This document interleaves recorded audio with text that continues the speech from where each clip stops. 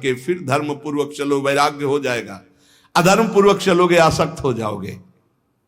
परदार रति ये नरक प्राप्ति का हेतु है। इसलिए उपासक जो भगवत प्राप्ति करना चाहता है अशुभ कर्मों से बचे, परदार रति से बचे, किसी भी तरह से जो अपवित्र वस्तु दी जाए उसको स्पर्श न करे।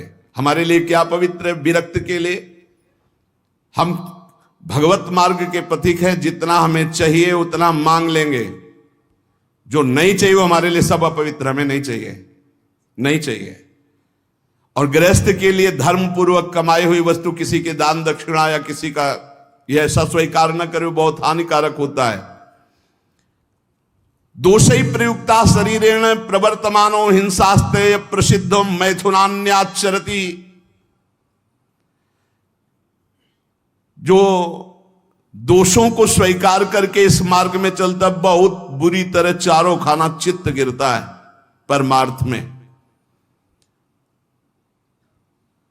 कई तरह के मैथुन होते हैं, उन मैथुनों से बचे। अष्ट मैथुनों का वर्णन आया है। ये कुकर्म आचरण करने वाला कभी भगवत प्राप्ति के मार्ग में अग्रसर ही नहीं हो सकता। इसलिए शास्त्र है बहुत सावधानी से, गृहस्थ हो चाहे विरक्त, अगर शुद्ध सच्चिदानंद का आनंद लेना चाहते हो, दुखों से अपने आप को बचाना चाहते हो, तो हर प्रकार के मैथुनों से बचने की चेष्टा करें। पर पीड़यन, दूसरे को कभी दुख ना दे।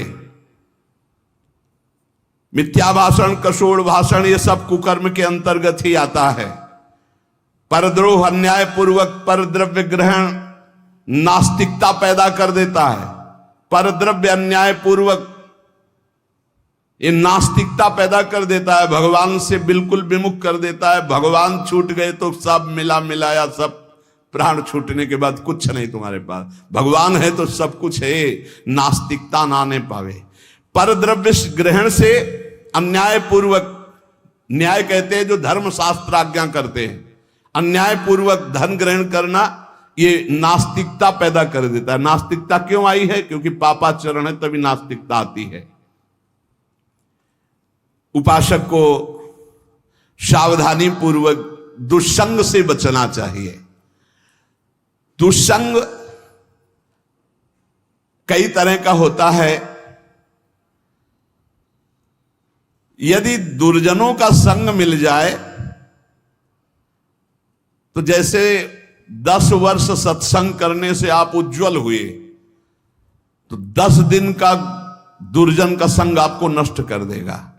तो कहते दुर्जनस्य ही संगेन सुजनोपि विनश्यति प्रसन्नम जलमित्याहु कर्दमयी कलुषीकृतम। जैसे अति निर्मल जल बहुत दिनों में होता है, हिलन डुलन नहीं हुई, धीरे धीरे वो शांत निर्मल होता है, लेकिन उसमें जो ही कोई घुसेगा तो पूरा मलिन हो जाएगा।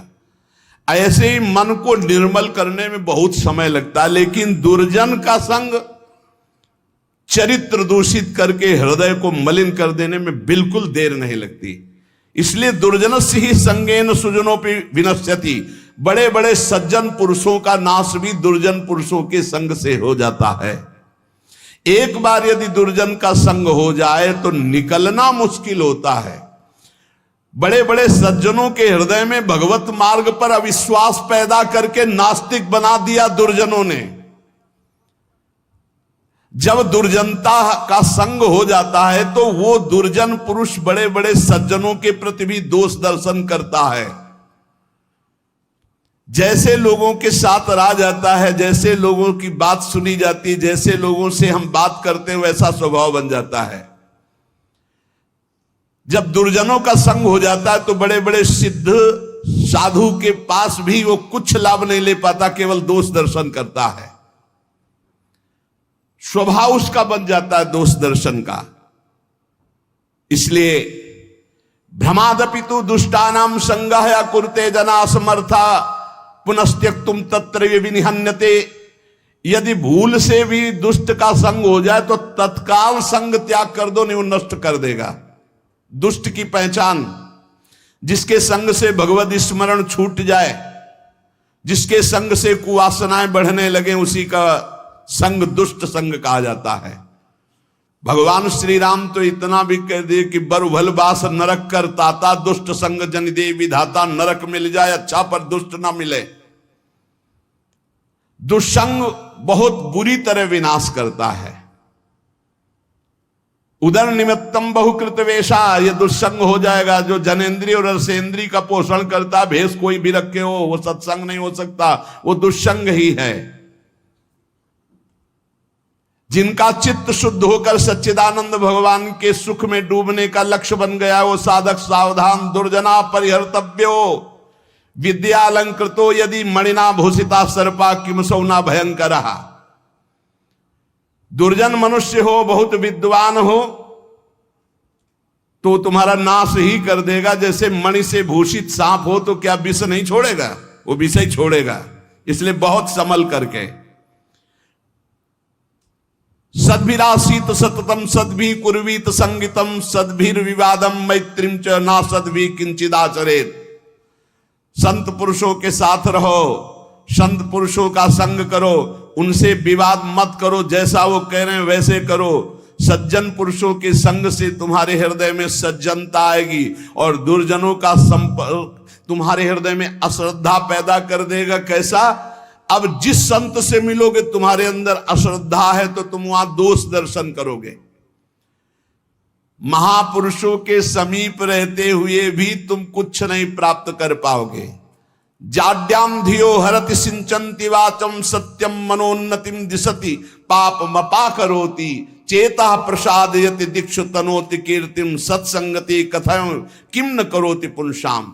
जब सत्संग मिलता है तो हृदय का कूड़ा करकट दूर हो जाता है, काम क्रोध ये नष्ट हो जाते हैं, बुद्धि विवेकवान होकर भगवान की तरफ बढ़ती है। और जब कुसंग मिलता है तो ऐसी संशयमय बुद्धि हो जाती है कि बड़े बड़े संत महात्माओं के समीप जाकर के भी वो दुर्लभ लाभ ना लेकर वो दोष दर्शन करता रहता है।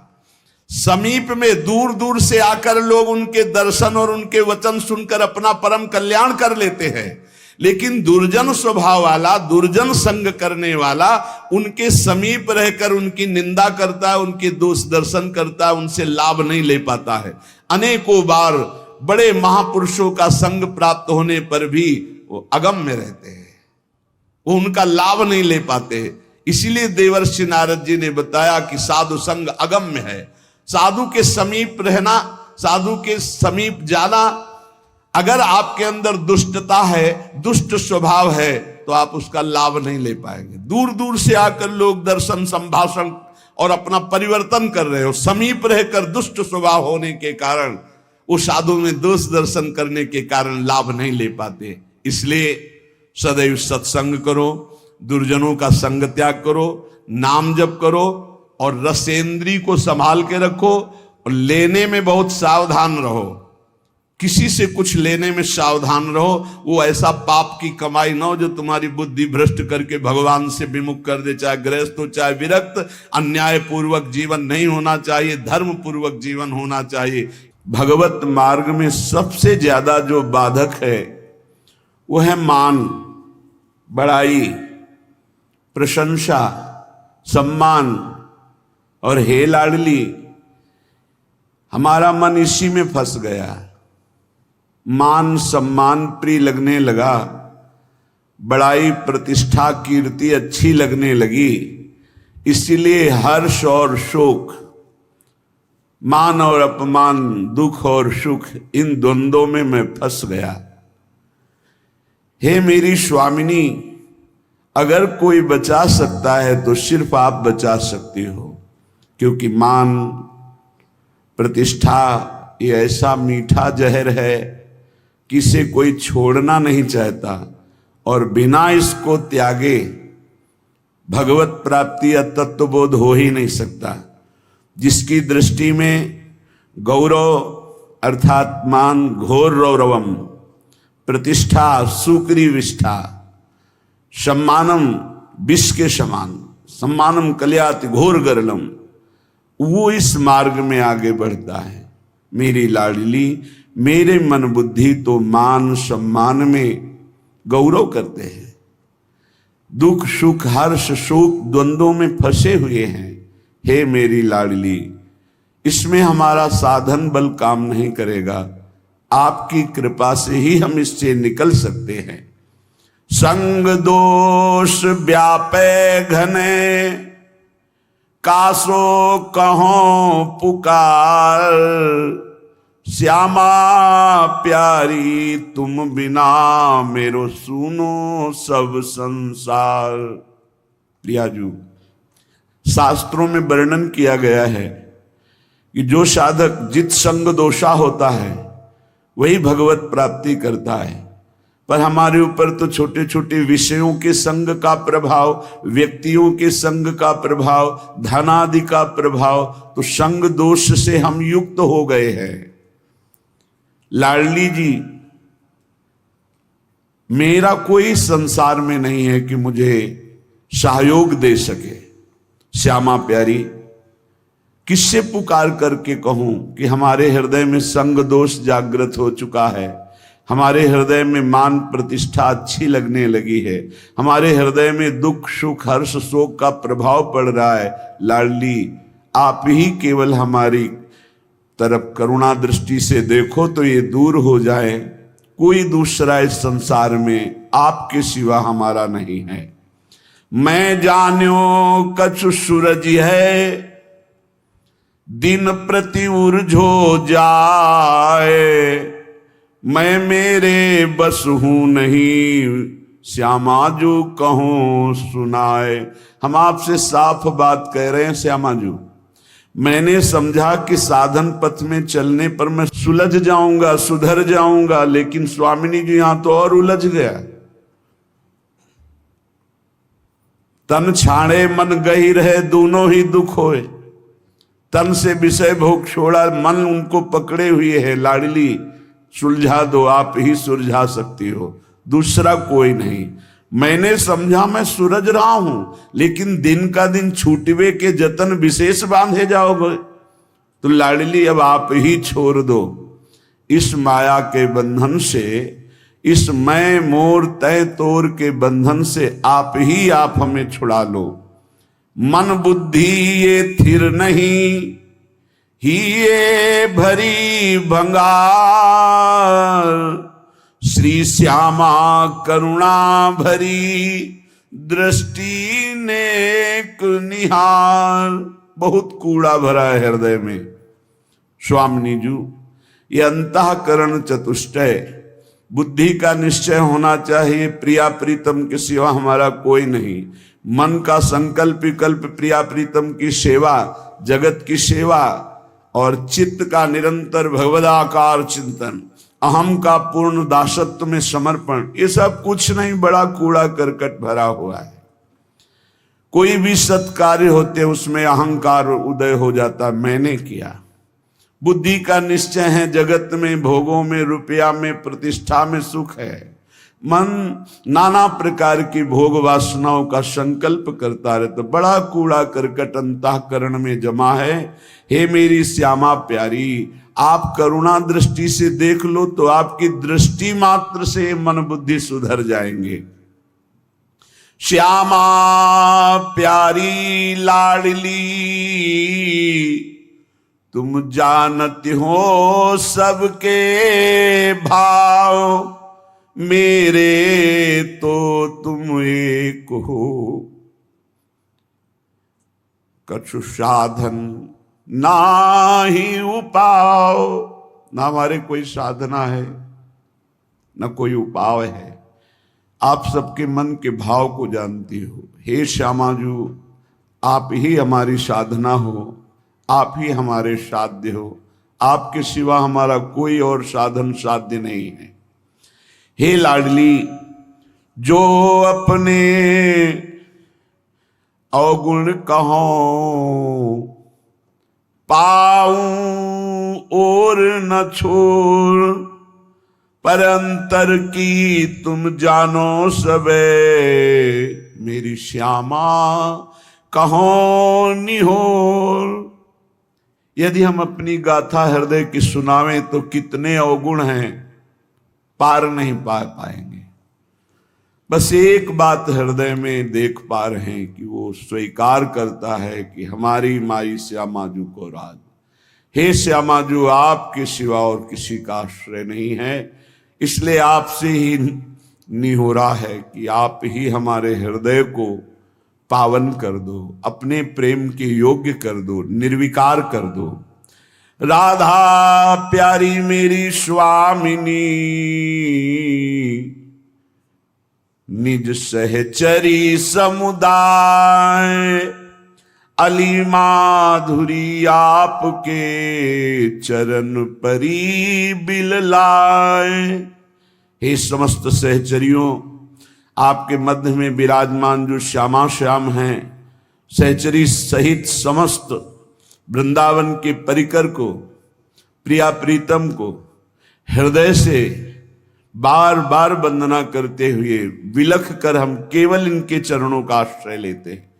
अब आप देख लो, आपको संभालना है।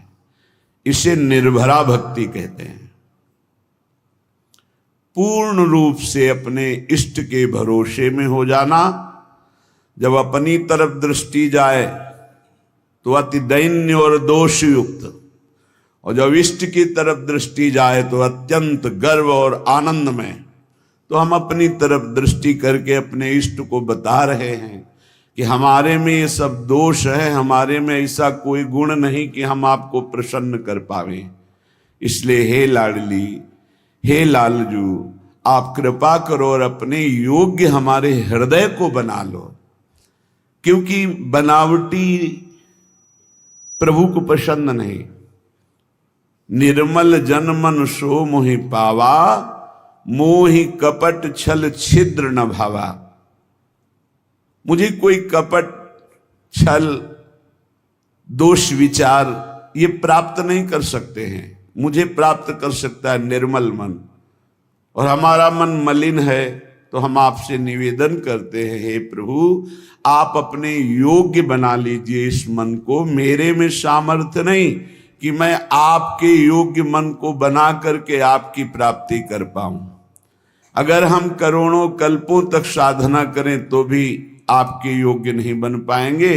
और अगर आप पल पाओ, पल के चौथाई हिस्से में चाहें तो मेरा मन आपके योग्य हो सकता है। इसलिए हम पूर्ण रूप से अजात पक्षायु मातरम खगा, जैसे बिना पंख निकला हुआ चिड़िया का बच्चा कुछ नहीं कर सकता, केवल माँ की बाट जो होता है, बस ऐसे हे मेरी श्यामाजू, हमारे में कोई साधन नहीं, बस आपकी कृपा की बाट जो रहा हूं। इसे पूर्ण आत्मसमर्पण, निर्भर शरणागति भक्ति कहते हैं। और ये अमोघ है। जिसके हृदय में ऐसा समर्पण हो गया हमारे माई श्यामाजू को राज, तो हरि ही श्यामाजू हैं, श्यामाजू ही हरि हैं। केवल स्वभाव और महिमा का रसास्वादन कराने के लिए प्रभु अपने प्रेम स्वभाव और अपनी प्रेम महिमा का रसास्वादन कराने के लिए ही हरि राधा किशोरी के रूप में विराजमान है। और प्रेम का कैसे रसास्वादन किया जाता है, कितनी दैन्यता, तो राधा किशोरी ही हरि के रूप में विराजमान है। हरि ही राधा किशोरी है, राधा किशोरी ही हरि है, किंचन मात्र इनमें भेद नहीं है। देखो यद्यप सकल लोक चूड़ामणि, यद्यपि हरि अनंत ब्रह्मांडों के स्वामी, पर दीनपन को मानत, दैन्य होकर कैसे प्रेम का रसास्वादन करते हैं। तो प्रेम का रसास्वादन कैसे किया जाता है, हरि रूप। और प्रेम का प्रभाव और प्रेम का स्वभाव श्री राधा किशोरी रूप। हमारा हो भाग्य, पता नहीं कौन सा अवगुण देख के रीझ गए प्रभु। गुण तो है ही नहीं कि ऐसी महामहिम महामाधुर्य रस करुणा समुद्र श्री लाडली जी के चरणों की शरणागति मिली, और हमें ये गर्व से कहने का साहस हुआ कि हम श्री जी के हैं, हम लाडली जी के हैं। ये अनन्यता हृदय में आ गई तो सर्वस्व की प्राप्ति हो जाएगी। देख लेना, मेरे प्रभु अनन्यता देखते हैं, और जितने दिव्य सद्गुण प्रभु को रिझाने की वृत्तियां, वो सब इसी अनन्यता से जागृत हो जाती हैं। जब हम शरीर के अनन्य होते हैं तो सारे दोष जागृत हो जाते हैं, और जब हम प्रियालाल के अनन्य होते हैं तो सारी दैवी संपदा जागृत हो जाती है।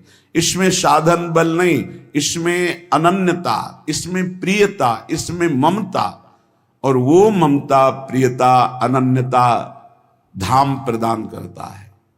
जब हम धाम के आश्रित होते हैं तो रजरानी की कृपा और रसिकों की कृपा मिलती है। जो श्री जी के अनन्य हैं उन्हीं की कृपा से हमारे हृदय में यत्किंचित अनन्यता जागृत होती है। अनन्यता ही साधना की परम सिद्धि है। अनन्यता ही परमार्थ की वो सुदृढ़ भूमि है जिसपे दिव्य लीलाओं का रसास्वादन होता है। अनन्यता ही जीवन मुक्तता है, अन्य ही जीवन बंधन है।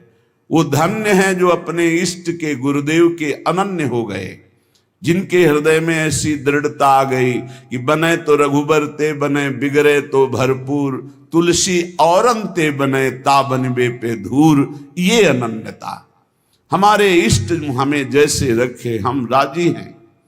हम राजी हैं जिसमें हमारे इष्ट राजी हैं। इष्ट जैसा जैसा विधान करते, चाहे वो दुखद हो चाहे सुखद हो, हम कभी कोई प्रश्न उनसे नहीं करेंगे और हम प्रसन्न रहेंगे उनके विधान को मानकर। ये अनन्य भक्त की हृदय की स्थिति होती है। श्रीपाद प्रबोधानंद जी महाराज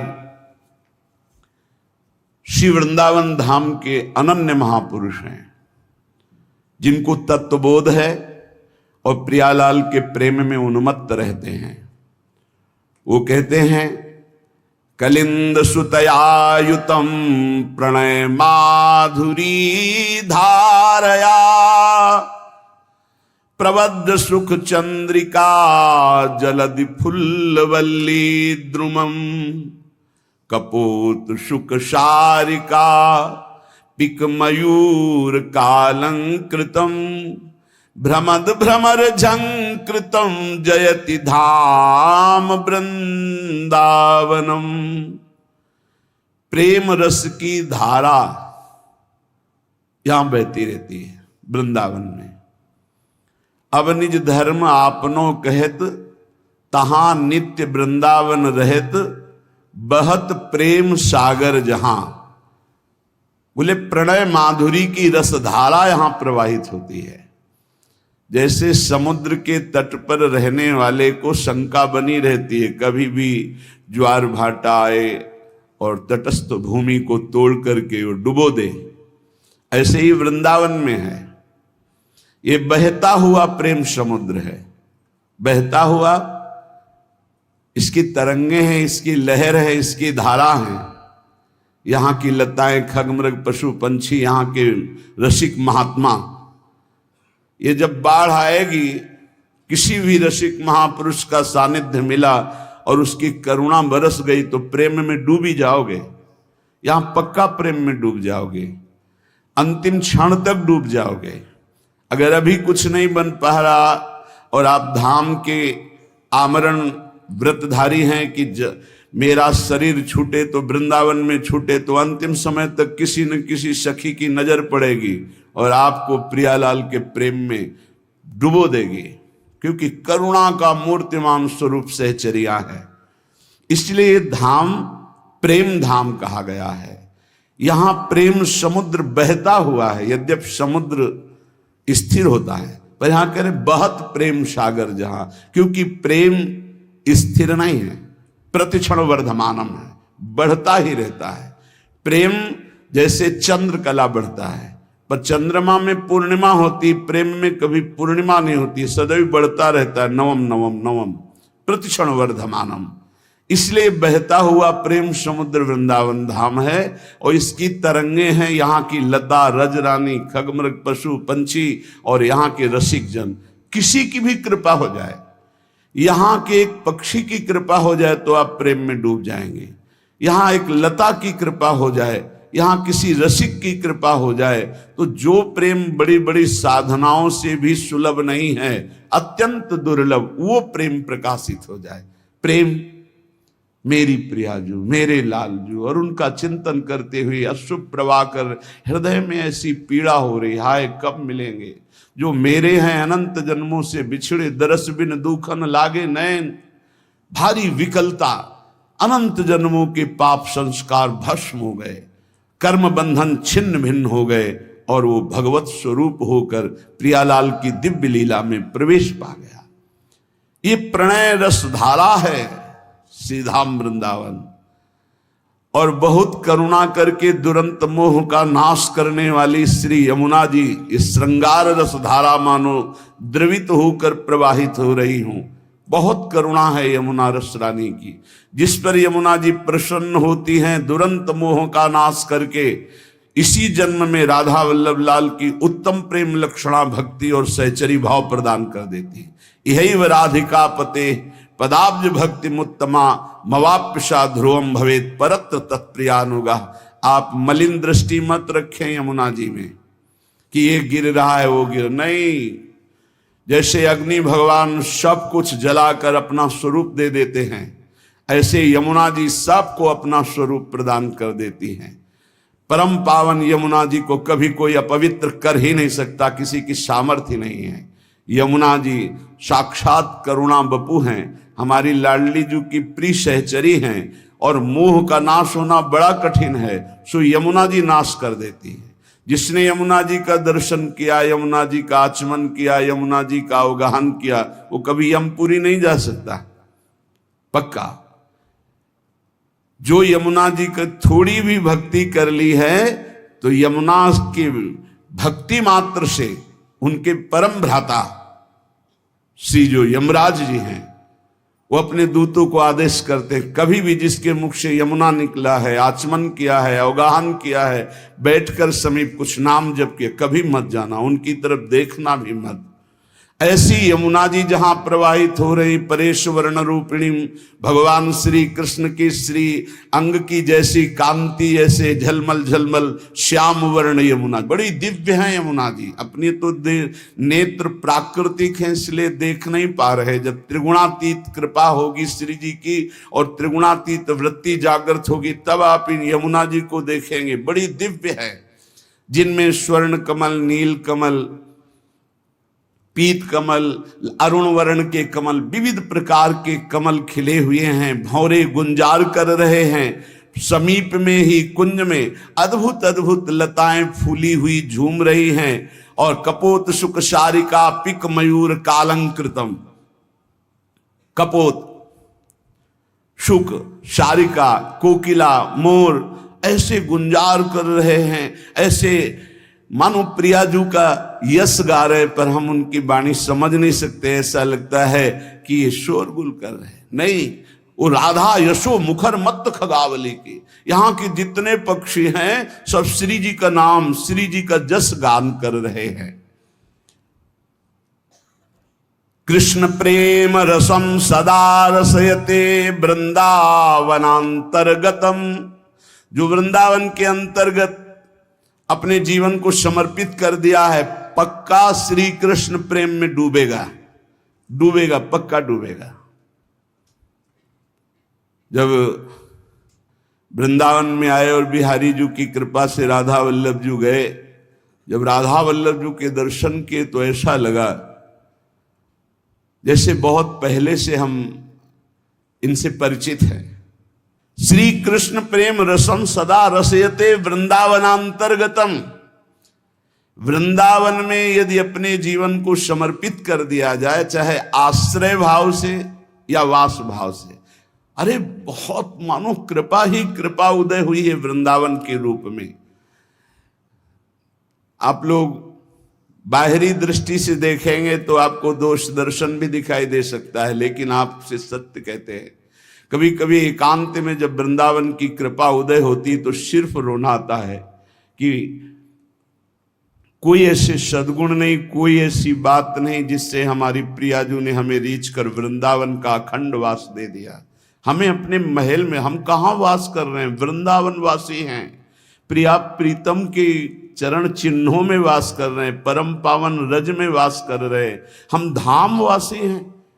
कहाँ नारकी जन्म, कहाँ नारकी योनियों में भटकने वाला जीव, और कहाँ परम पावन महामहिम शिव शनकादि द्वारा बंदित रज में वास करने का सौभाग्य।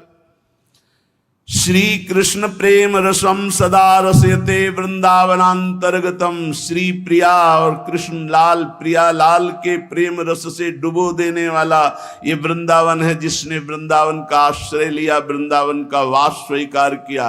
आप केवल अपराध मत कीजिए, जो साधन पद्धति बताई गई उससे समय काटिए, परम लाभ तो कृपा से हो जाएगा। आपका प्रयत्न केवल अपराध रहित होने के लिए, आपसे असाधन ना बने, इसलिए काम तो सब कृपा से हो जाएगा। चेता स्थाणु चरिष्णु चिदघनम मोह रूपम तवापीदृशम।